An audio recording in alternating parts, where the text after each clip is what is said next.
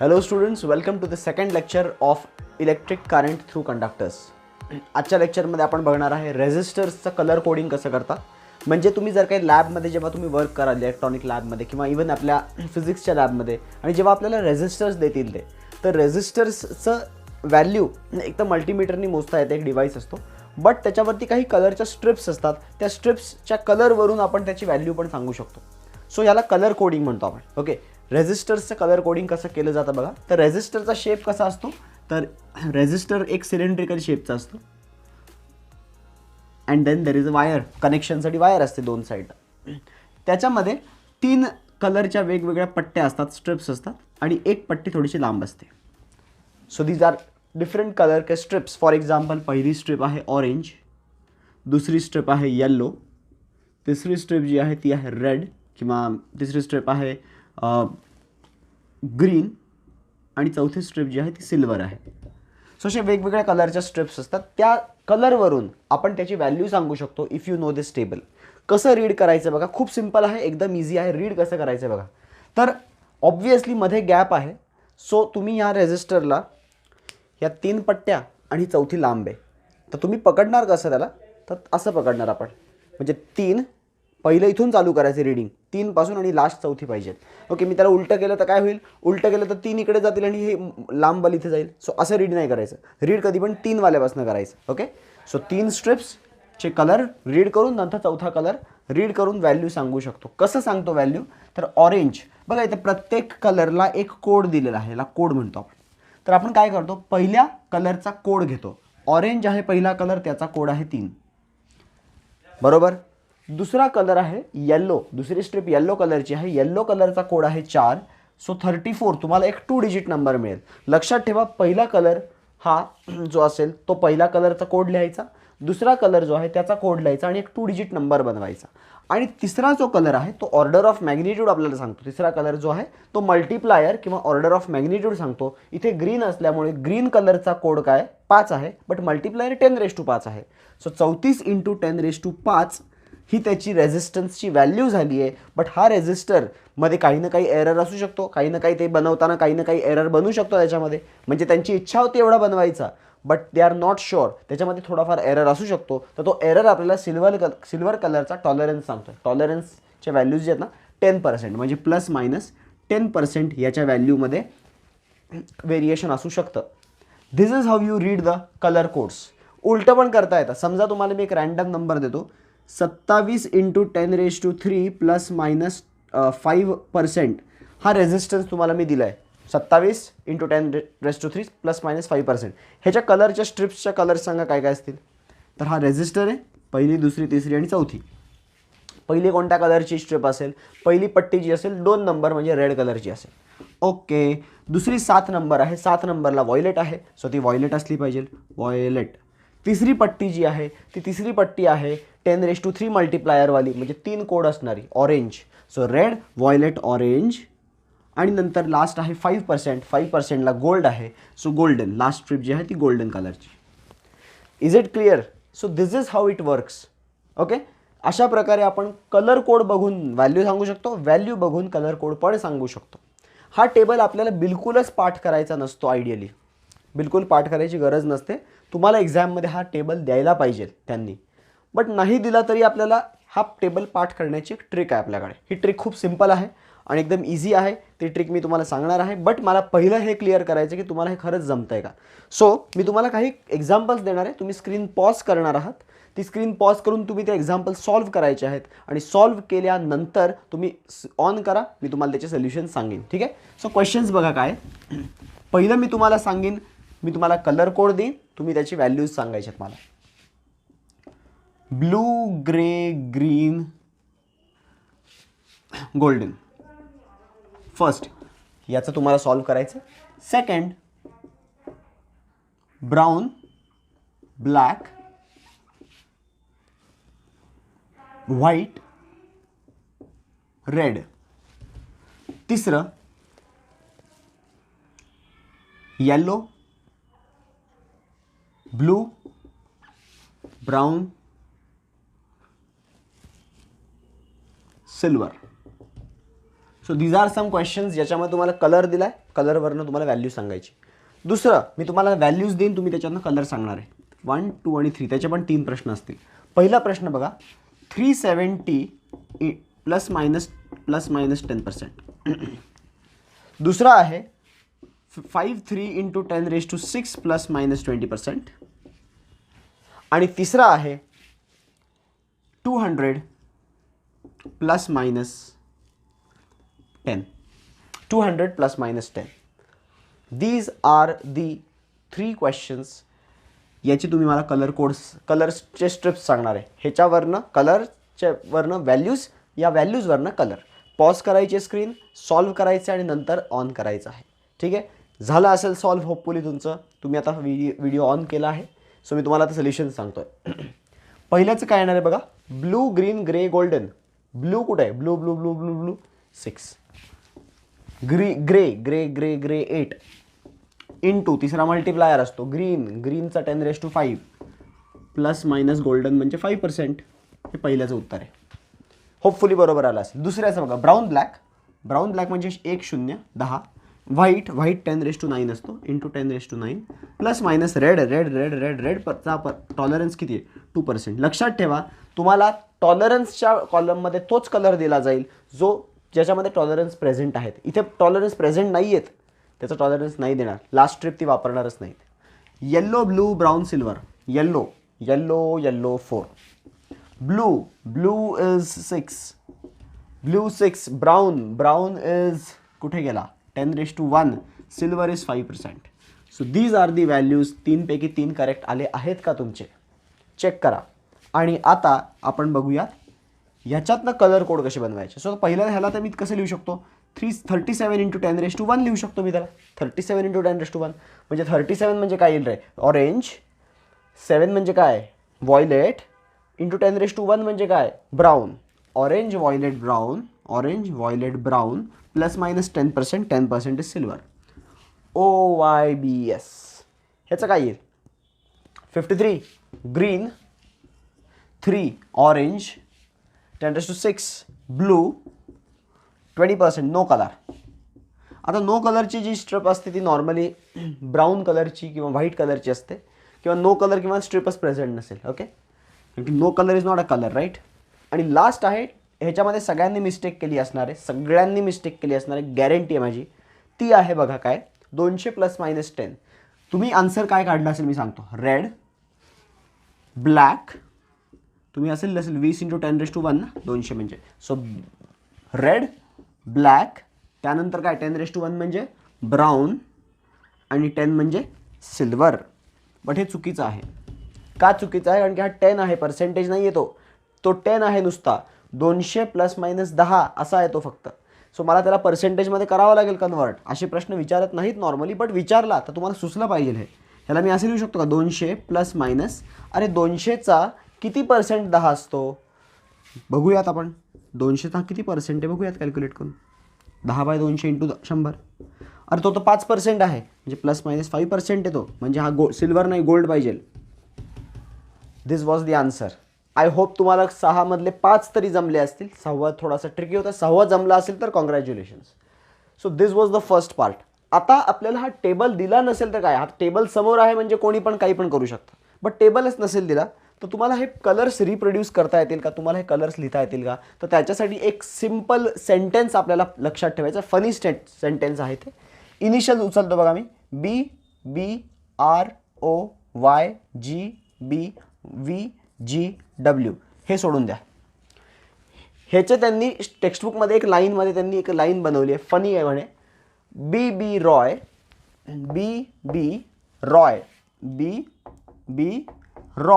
Roy surname असेल. BB काहीतरी त्याचा इनिशियल नाव असेल, बंडोपंत बाळू रॉय असं काहीतरी.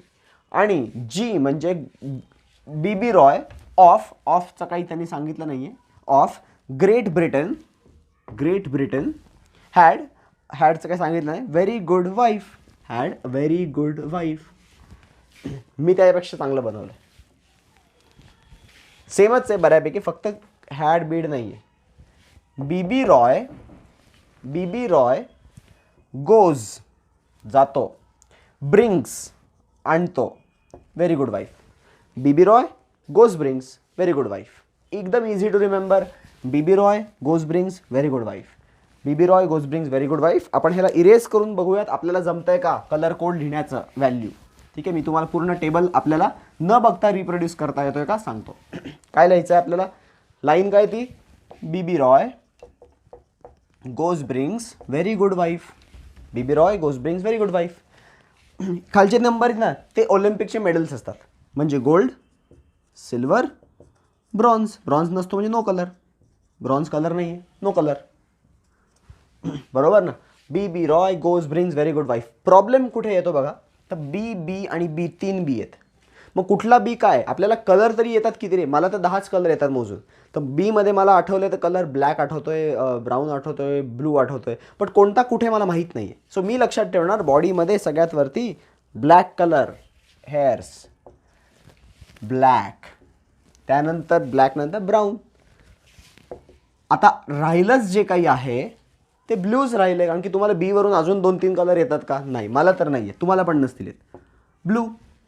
रॉयमध्ये रेड आहे, रेडवरून मला तर एकच कलर येतो, आरवरून तो रेडच आहे. ओवरनं ऑरेंजच येतो, वायवरनं येल्लो येतो. हां, जीवरनं ग्रे आणि ग्रीन आहेत, लक्षात ठेवायचे तुम्हाला, ग्रीनवर आहे, ग्रीन, येल्लो, ग्रीन हे सगळे वरती आहेत. व्ही म्हणजे व्हीवरनं मला एकच येतो पूर्ण, व्हायलेट कलर. ग्रे इथे येतो आणि हा व्हाईट आहे. That's it. एकदा कलर मिळाले पुढची लाईफ इझी आहे. आपण चालू करणार आहे 0पासून, कोड 0पासून चालू करायचा आहे. तुम्ही चुकून 1पासून चालू केला तर यू विल लँड ॲट 10 आणि कोड डबल डिजिट नसतो. सो शेवटी व्हाईटला आपल्याला 9 पाहिजे, त्यामुळे इथून तुम्ही चालू करा हवं तर 9, 8, 7, 6, 5, 4, 3, 2, 1, 0. 0पासून चालू होणार आहे, हा आपला कोड असतो. आणि मल्टिप्लायर काय असतो, तर मग कोडला फक्त पॉवर पोझिशनला टाकून द्यायचं, कोडला फक्त पॉवर पोझिशनला टाकून द्यायचं. दॅट्स इट, संपला विषय. पास. इथे काही टेन्शन घ्यायचं नाही. हे गोल्ड, सिल्वर, ब्रॉन्झ फक्त टॉलरन्ससाठी. गोल्ड म्हणजे बेस्ट मेडल असतं ना, 5% द्यायचं त्याला. सिल्वर म्हणजे सेकंड बेस्ट मेडल असतं, त्याला 10% द्यायचं. आणि नो कलरला 20% द्यायचं. आपल्याला माहिती आहे गोल्ड बेस्ट आहे म्हणून त्याच्यात एरर कमी आहे, म्हणून 5%, 10%, 20%. This is how you make the table. हे बाकी इग्नोर मारा, 1%, 2% ब्राऊन रेडला आहे, ठीक आहे, इग्नोर मारा ते. एवढं त्याच्यावरती प्रश्न बनत नाहीत. नॉर्मली क्वेश्चन याच डेटावरती बनून जातात, सफिशियंट आहे एवढं. ठीक आहे. सो टेबल कसा बनवायचा, टेबल बनवून सॉल्व कसं करायचं, तर तुम्हाला मी होमवर्क देतो आहे. होमवर्क बघा काय आहे, टेक्स्टबुकमध्ये जर तुम्ही बघितलं, हा जो लेसन आहे करंट इलेक्ट्रिसिटी, त्या लेसनमध्ये त्यांनी पेज नंबर 220, किती पेज नंबर 220, यावरती अनसॉल्ड एक्झाम्पल्स आहेत आपल्या बुकमध्ये. तर त्यांनी अनसॉल्ड एक्झाम्पल नंबर 9 जो आहे, 9 आणि 10, 9 आणि 10 हे 2 एक्झाम्पल्स तुम्हाला त्याच्या कलर कोडवरनं व्हॅल्यू काढायचे आहेत आणि 10व्यामध्ये व्हॅल्यूवरनं कलर कोड काढायचे आहेत. तुमचं काम काय असणार आहे, टेबल न बघता तुम्ही स्वतः तो जेव्हा सॉल्व करायला घ्याल ना, तुम्ही स्वतःचा एक छोटा टेबल बनवाल, रफ टेबल. कुठल्या लॉजिकने, B B Roy goes brings, very good वाईफनी टेबल बनवा आणि नंतर तुम्ही सॉल्व करून बघा आता मॅच होतंय का. कारण की समोर टेबल असेल तर कोणी पण करतं सॉल्व. टेबल बनवून आपल्याला सॉल्व करता आलं पाहिजे, कारण की that is what is required in exams. एक्झाममध्ये टेबल नाही देणार, द्यायला पाहिजे आयडियली, बट नाही देणार. ठीक आहे, कारण की हे काही फिजिक्स नाही आहे पाठ करणं, बीबी रॉय वगैरे. बट आता सध्या आपल्याला रिक्वायरमेंट आहे, आपल्या काळाची गरज आहे. सो आपण असंच करूयात आणि हे सॉल्व करूयात. ठीक आहे. सो हा तुमचा होमवर्क राहील, क्वेश्चन नंबर 9 आणि 10. आणि जर काही तुम्हाला अजून पण करावंसं वाटत असेल जास्त, तर तुम्ही सॉल्ड एक्झाम्पल्स पण करू शकता. पेज नंबर 212वरती एकच क्वेश्चन आहे, ठीक आहे, नका करू, एकच क्वेश्चन आहे, काही इंटरेस्टिंग नाही. सो हेच 2 अनसॉल्ड एक्झाम्पल्स होमवर्क म्हणून घ्या. आता हा झाला रेझिस्टरचा पार्ट. आपण पुढे वळूयात रिओस्टॅटकडे. ओके. सो नेक्स्ट पॉईंट जो आहे तो आहे रिओस्टॅट. एक छोटासा पॅराग्राफ दिला आहे तुम्हाला पेज नंबर 212वरती. जास्त काही नाही आहे त्याच्यामध्ये, तुम्हाला फक्त त्याचा फिगर आणि काय असतो रिओस्टॅट एवढं समजलं तरी खूप आहे. ठीक आहे. फिगर असं ड्रॉ करायचं, मी तुम्हाला मिनिंग सांगतो. रिओस्टॅट बेसिकली एक व्हेरिएबल रेझिस्टर आहे. म्हणजे साध्या लँग्वेजमध्ये, साध्या भाषेमध्ये समजा हा बल्ब आहे आणि मी याला बॅटरी लावली आहे 10 वोल्टची. आत्ता सध्याचा रेझिस्टन्स आहे लेट अस से 5 ओहम, आणि मी इथे पण सिरीजमध्ये रेझिस्टन्स लावला आहे 5 ओहम. सो 5 आणि 5 10 ओहमचा रेझिस्टन्स आहे, 10 वोल्टची बॅटरी आहे. 1 एम्पियर करंट फ्लो होतो. 1 एम्पियर करंट फ्लो होतोय म्हणून हा बल्ब ग्लो होतोय.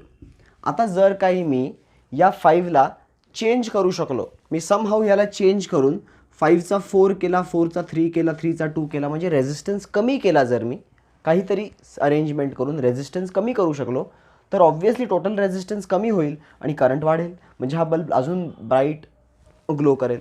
सो काही ठिकाणी आपल्याला जिथे करंटची व्हॅल्यू वाढवायची असेल, कमी करायची असेल, म्हणजे बेसिकली ॲडजस्ट करायची असेल, अशा ठिकाणी आपण एक कॉन्स्टंट रेझिस्टन्स वापरण्याच्या ऐवजी एक व्हेरिएबल रेझिस्टन्स वापरतो. काय वापरतो आपण?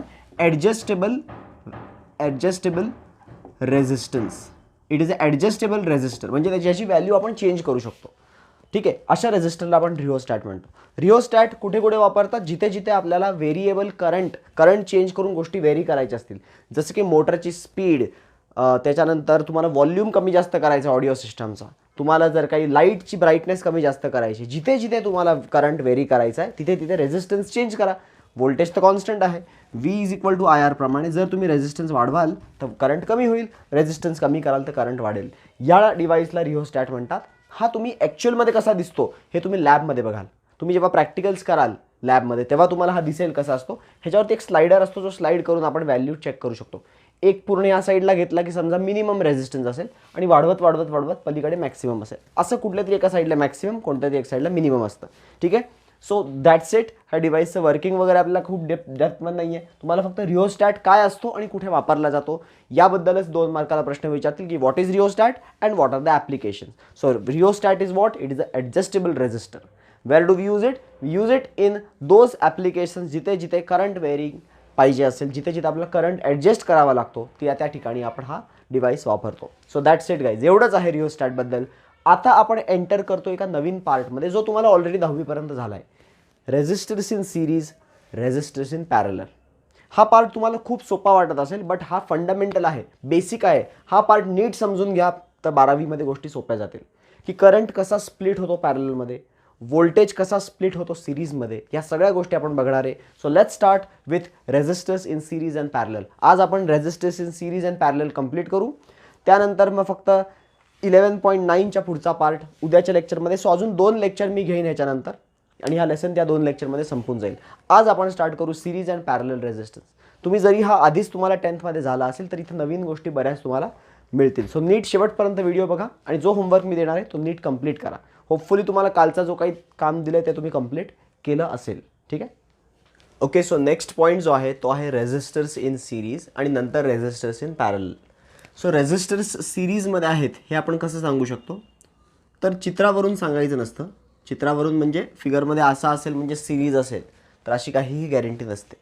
सिरीजमध्ये रेझिस्टर्स असण्याची कंडिशन एकच आहे की जेवढा करंट पहिल्या रेझिस्टरमधनं फ्लो होतोय तोच करंट पहिल्यातनं बाहेर निघाल्यावरती दुसऱ्यातनं पण तोच करंट फ्लो झाला पाहिजे. Then we can say these two are in series. ठीक आहे, 2 रेझिस्टर्स R1 आणि R2 सिरीजमध्ये असण्याची ही एकमेव कंडिशन आहे की करंट सेम असला तरच 2 रेझिस्टर्स सिरीजमध्ये असतात. सपोज ही बॅटरी आहे आणि ह्याचा व्होल्टेज आहे V, करंट आणि resistance. Then according to the formula आपण प्रूव्ह केलं 11वीमध्ये, आपण 12वीमध्ये 10thमध्ये आपण प्रूव्ह केलं आहे. आता 11thमध्ये ह्याचा प्रूफ एवढं इम्पॉर्टंट नाही आहे, ॲप्लिकेशन जास्त महत्त्वाचं आहे. बट तरी मी तुम्हाला प्रूव्ह तर करून दाखवणार आहे की हा जो व्होल्टेज लावला आहे ना, यावरती काही व्होल्टेज ड्रॉप होणार आहे, याच्यावरती काही व्होल्टेज पोटेन्शियल डिफरन्स डेव्हलप होणार आहे आणि यावरती काहीतरी पोटेन्शियल डिफरन्स डेव्हलप होणार आहे V1 आणि V2. Then according to the formula total voltage is going to split, V1 plus V2 बनणार आहे टोटल फॉर्म्युला.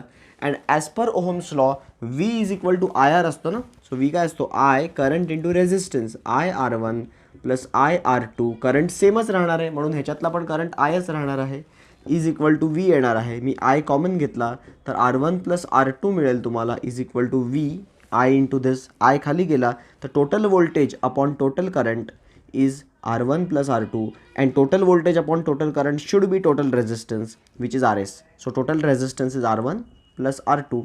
Similarly आपण 3, 4, 5 रेझिस्टन्स असते तरी ॲडच केलं असतं. आपण दोघांना प्रूव्ह केलं आहे, बट हेच सगळ्यांना व्हॅलिड आहे, माहिती आपल्याला. हे महत्त्वाचं काय ह्याच्यात की पहिलं तर तुम्हाला सिरीजमध्ये रेझिस्टन्स असेल तर तुम्हाला त्याची व्हॅल्यू काढता आली पाहिजे. जसं की सपोज हा एक रेझिस्टर आहे 5 ओहम, हा दुसरा रेझिस्टर आहे 3 ओहम, हा तिसरा रेझिस्टर आहे 2 ओहम आणि इथे मी कनेक्ट केली बॅटरी 20 वोल्टची आणि तुम्हाला मी विचारलं की किती करंट फ्लो होतोय टोटली, तर तुम्ही असं करू शकता V is equal to I into R वापरायचा फॉर्म्युला. इथे आर टोटल असला पाहिजे कारण की टोटल व्होल्टेज घेतला आहे मी, टोटल करंट मला काढायचं आहे. टोटल व्होल्टेज 20 आहे is equal to current into total resistance किती आहे आपल्याला माहिती आहे फॉर्म्युला, ॲड करायचं आहे. सो 5 + 3 + 2 10 होतं. सो 10, सो करंट येणार आहे 2 एम्पियर. एकदा करंट काढला की या रेझिस्टरमधनं पण तोच करंट फ्लो होईल, तोच यातनं फ्लो होईल, तोच यातनं फ्लो होईल. त्यामुळे पहिल्यावरचा ड्रॉप किती असेल, पहिल्यावरचा व्होल्टेज ड्रॉप किती असेल, V1 किती असेल, तर IR करंट इंटू रेझिस्टन्स असतो. सो V1 किती येईल, I इंटू R1. I 2 आहे, R1 5 आहे. सो तुम्हाला 10 वोल्ट येईल. सो पहिल्यावरचा ड्रॉप 10 वोल्ट झाला. दुसऱ्यावरचा ड्रॉप किती येणार रे, तर I इंटू R2. मी ते I2 R2 नाही लिहिते, करंट सेमच आहे कारण की तुम्हाला ते बेसिक कंडिशन आहे सिरीजची, करंट सेम राहायला पाहिजे. सो I2 R2 केलं आपण तर 6 वोल्ट येईल आणि V3 जर केलं तर I3 R3 केलं, सॉरी I इंटू R3 केलं तर तो 4 वोल्ट येईल. या तिघांची ॲडिशन पण 20 झाली पाहिजे आणि ती होत आहे. सो दॅट इज हाऊ सिरीजमध्ये व्होल्टेज स्प्लिट कसा होतो, या फॅशनमध्ये व्होल्टेज स्प्लिट होतो. And this is the formula of current.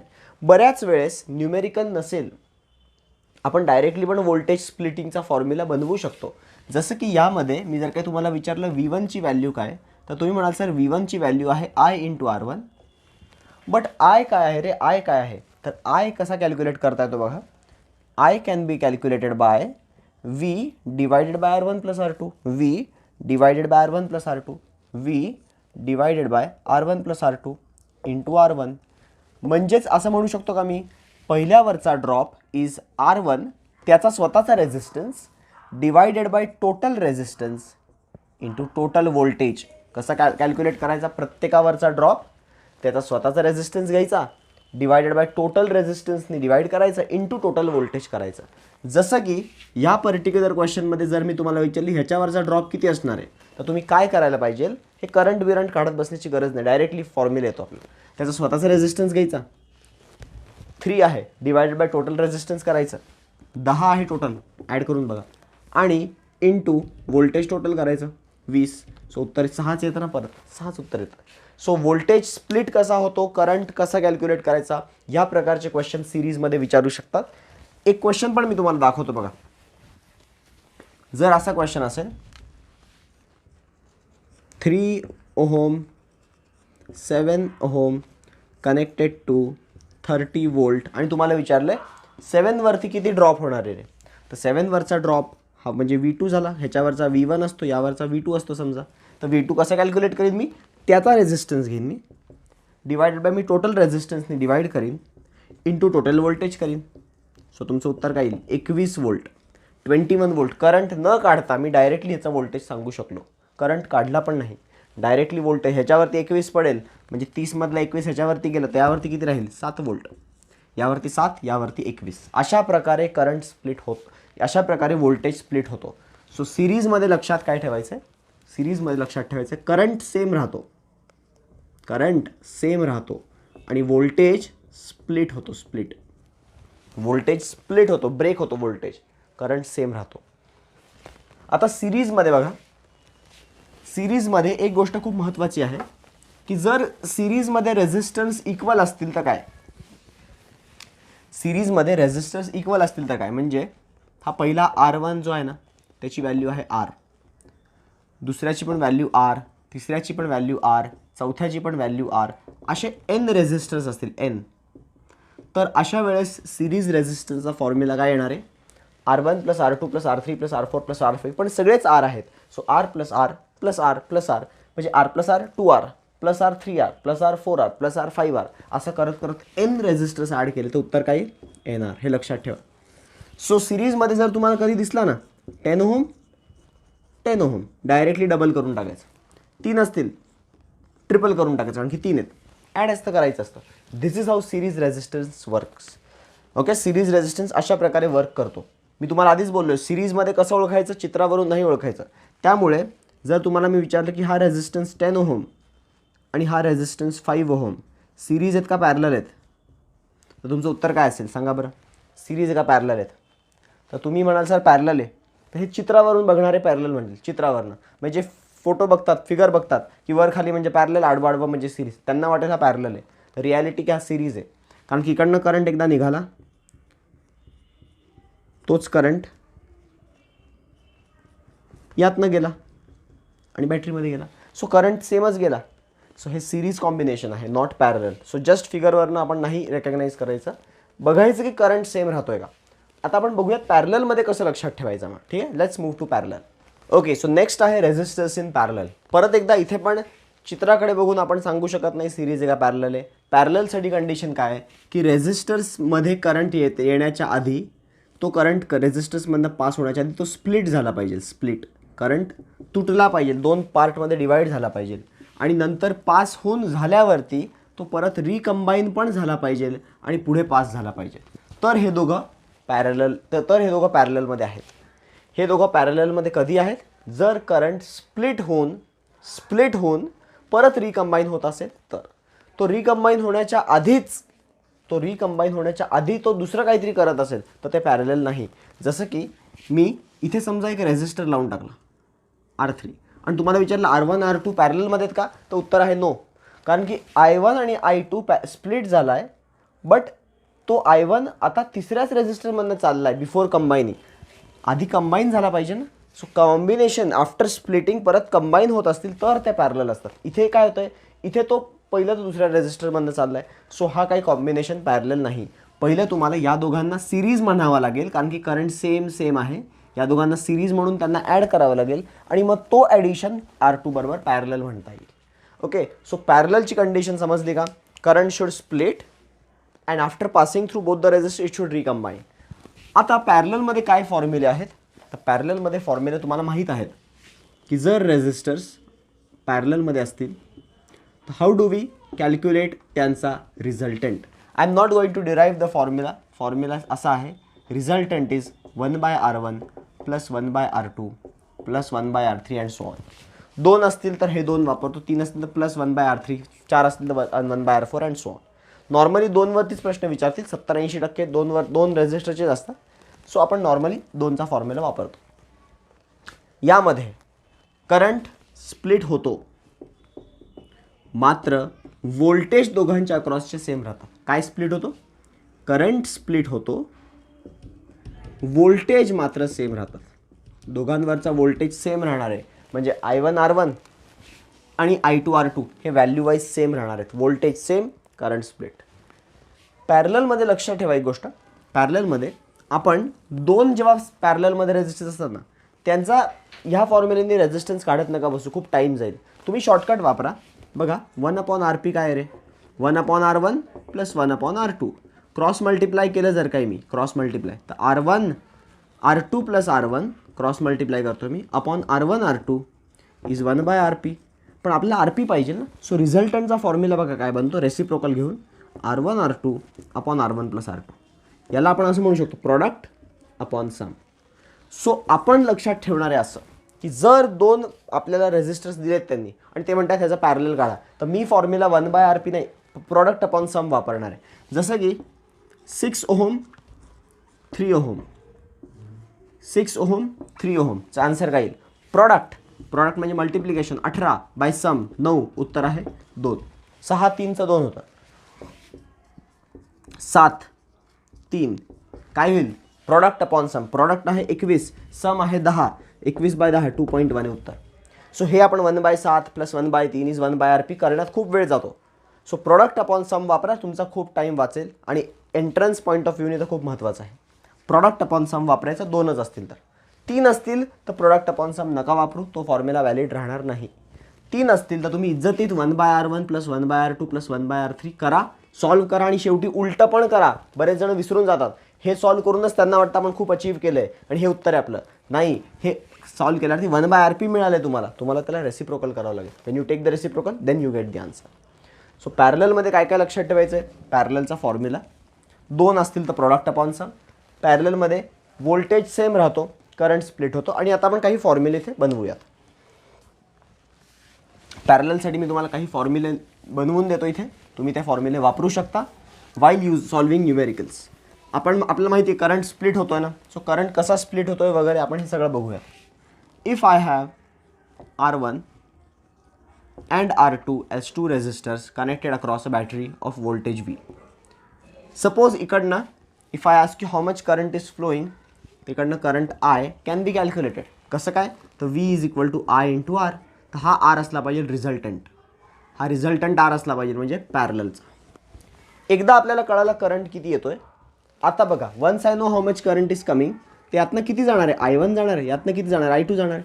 तर I1चा फॉर्म्युला बघा काय, I1चा फॉर्म्युला काय, I1 इज, आपण व्होल्टेज कसं स्प्लिट करायचो सिरीजमध्ये, V1 आणि V2 कसं काढायचो, V1 काढताना त्याचा रेझिस्टन्स अपॉन टोटल करायचो. इथे उलटं आहे, इथला करंट काढायचा असेल मला वरच्या ब्रांचचा तर खालच्या ब्रांचचा रेझिस्टन्स घ्यायचा.